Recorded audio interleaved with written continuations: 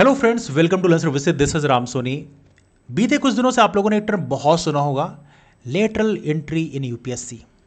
UPSC के द्वारा एक विज्ञापन जारी किया गया था, नोटिफिकेशन जारी किया गया था कुल 45 पोस्ट के लिए। ये पोस्ट कोई आम पोस्ट नहीं थी, ये पोस्ट सीनियर आईएएस ऑफिसर की पोस्ट थी, जिसे joint secretary, deputy secretary, directors, ऐसी पोस्ट के लिए विज्ञापन जारी किया गया। और ये डायरेक्ट एंट्री की पोस्ट थी। इसमें किसी भी प्राइवेट ऑर्गेनाइजेशन में काम करने वाले जो लोग हैं वो इसमें अप्लाई कर सकते थे।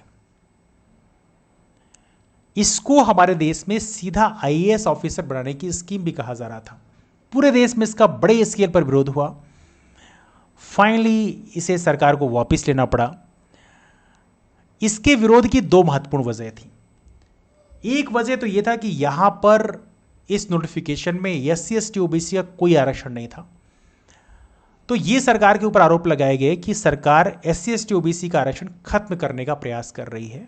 एक तो यह मामला था, और दूसरा आरोप यह लगाया गया कि हमारे देश में जो सिविल सर्विसेज है वो प्योर गवर्नमेंट बॉडी के रूप में काम करती है, उसे सरकार प्राइवेटाइज करने का प्रयास कर रही है। तो ये दो महत्वपूर्ण आरोप लगाए गए। बिकॉज प्राइवेट प्लेयर्स को यदि आप टॉप पोजीशन में बिठाओगे तो ऑब्वियस सी बात है, उसका असर जो है वो गवर्नमेंट का असर नहीं बल्कि प्राइवेट बॉडी का असर देखने के लिए मिल सकता है। तो ऐसे बहुत सारे आरोप सरकार के ऊपर लगाए गए। इसके चलते फाइनली इसे वापस लेना पड़ा। अब आप लोग सोच रहे होंगे कि इसका विरोध किसने किया। विरोध सभी ने किया। विपक्ष में बैठी हुई लगभग सभी पार्टियों ने विरोध किया और यही कहा कि एससी एसटी ओबीसी के आरक्षण का हनन है, ये सरकार करने का प्रयास कर रही है। एवं इस सरकार के साथ में जो पार्टी जैसे घटक दल हैं, जैसे एलजेपी है, टीडीपी है, जदयू है, ऐसी पार्टियों ने भी इसका विरोध किया। फाइनली सरकार को इसे वापस लेना पड़ा। आप सोच रहे होंगे कि नोटिफिकेशन तो यूपीएससी ने जारी किया, कैंसिल यूपीएससी की है, सरकार का इसमें क्या रोल है। देखिए, यूपीएससी के चेयरमैन और मेंबर का अपॉइंटमेंट गवर्नमेंट के रिकमेंडेशन से होता है। कैबिनेट कमेटी होती है, उसके रिकमेंडेशंस होता है। तो बेसिकली ले दे के गवर्नमेंट के रिकमेंडेशंस होता है। एवनली यूपीएससी यदि कोई विज्ञापन जारी करती है नौकरियों का, वो भी गवर्नमेंट की रिकमेंडेशन से ही होता है। तो ले दे कि यूपीएससी कोई भी काम करती है उसमें गवर्नमेंट का ही रोल होता है।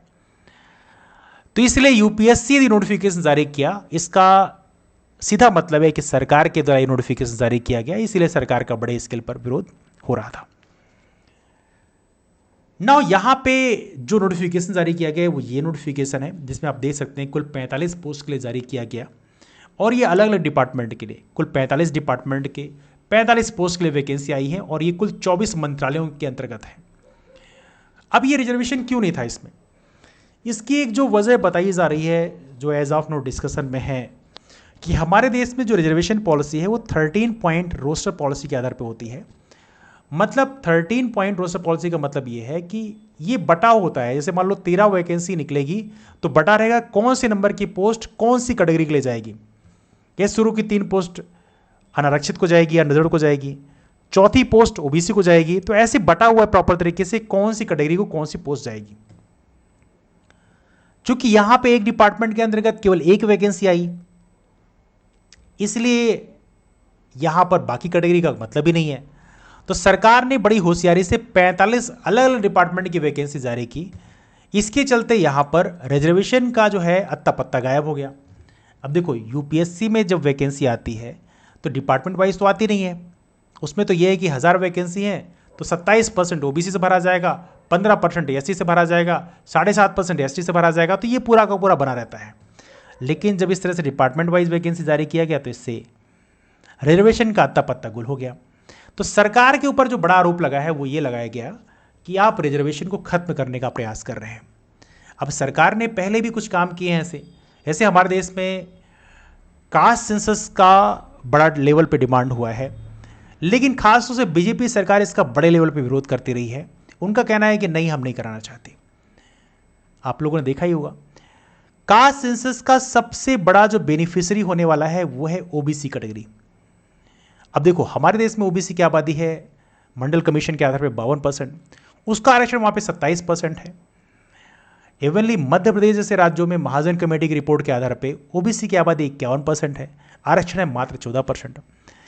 यदि कास्ट सेंसस होता है तो पता चलेगा कि बेसिकली ओबीसी की कितनी आबादी है एक्चुअल इन प्रेजेंट टाइम में, तो आने वाले कल में उसे बदलाव हो सकता है। बीजेपी सरकार इसके खास तौर से बहुत पक्ष में नहीं है, इसीलिए उन्होंने 2021 का सेंसस ही फिर नहीं कराया, जनगणना ही नहीं कराई।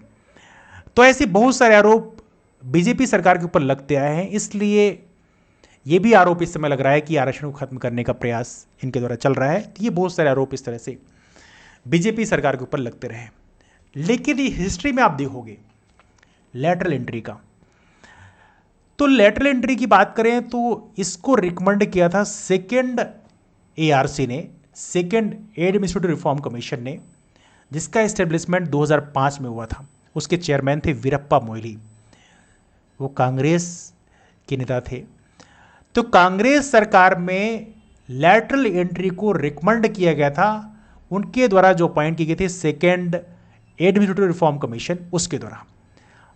तो बीजेपी सरकार ये भी कह रही है कि भैया रिकमेंड तो आपने ही किया था, हमने तो उसको इंप्लीमेंट बस केवल किया है।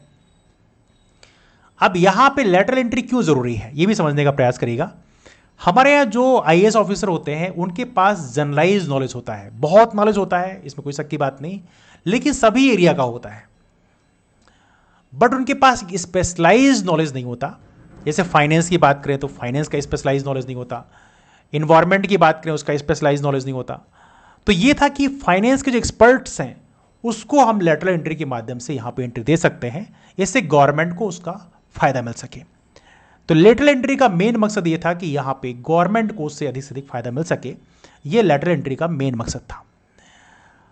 तो उस समय बेसिकली बड़े स्केल पर नहीं किया गया। अब ये भी पता होना चाहिए आप लोगों को, डिस्कस करेंगे इसको बड़े लेवल पे कब करना शुरू किया गया है तो जानेंगे। लेकिन 2005 में सेकेंड एआरसी स्टेब्लिश किया गया, जिसके चेयरमैन थे वीरप्पा मोइली, और पहला एआरसी जो है, पहला एडमिनिस्ट्रेटिव रिफॉर्म कमीशन, इसका इस्टेब्लिशमेंट 1966 में किया गया था। इसके चेयरमैन थे मोरारजी देसाई, जो कि 1977 में भारत के प्रधानमंत्री बने, गैर कांग्रेसी प्रधानमंत्री, है ना। नाउ यहाँ पे एक चीज जो समझना बहुत जरूरी है, लैटरल एंट्री को इंस्टीट्यूशनलाइज जो किया गया कि अब हम बड़े स्केल पे करेंगे, वो प्रधानमंत्री मोदी ने 2018 में ही कर दिया था। और 2018 में यह था कि हम बड़े लेवल पे इसको भरेंगे लैटरल एंट्री के माध्यम से, और ये कॉन्ट्रैक्चुअल बेसिस रहेगा, 3 से 5 साल का कॉन्ट्रैक्ट दिया जाएगा। और यहां पे देखा जाए तो ये लैटरल एंट्री के माध्यम से पहली बार 2019 में 8 ज्वाइंट सेक्रेटरीज को रिक्रूट किया गया था। 2022 में 30 ऑफिसर, जिनमें 3 ज्वाइंट सेक्रेटरी, 27 डायरेक्टर्स को रिक्रूट किया गया था। मई जून 2023 में डीओपीटी ने, डिपार्टमेंट ऑफ पर्सनल ट्रेनिंग ने, इन्होंने यूपीएससी से कहा कि 37 को और रिक्रूट करना है लैटरल एंट्री के माध्यम से। तो सरकार ने बड़े लेवल पर इसको पहले भी रिक्रूट किया हुआ है। अब क्वेश्चन ये बढ़ता है कि अभी इतना विरोध क्यों हुआ। देखो, पहले बीजेपी के पास स्पष्ट बहुमत था, तो कोई विरोध करे ना करे उससे बहुत फर्क नहीं पड़ता। लेकिन इस बार उनके पास पूर्ण बहुमत है नहीं। घटक दल जो है, खासतौर से नीतीश कुमार और चंद्रबाबू नायडू, इनका बड़ा रोल है, और इनकी पार्टी भी लैटरल एंट्री का बड़े लेवल पे विरोध कर रही है। तो इसके चलते फाइनली यहाँ पे गवर्नमेंट को बैक ऑफ करना पड़ा, और देखा जाए तो अब लैटरल एंट्री का ये नोटिफिकेशन रद्द कर दिया गया है। आने वाले कल में क्या होगा इसको हम डिस्कस जानेंगे, वो तो देखेंगे, आने वाले कल में हम अपडेट करेंगे। लेकिन आपकी राय क्या है, लैटरल एंट्री होनी चाहिए या नहीं होनी चाहिए? आपकी राय क्या, आप भी कमेंट करके जरूर बताएं। मुलाकात करते हैं फिर, तब तक के लिए bye bye and take care.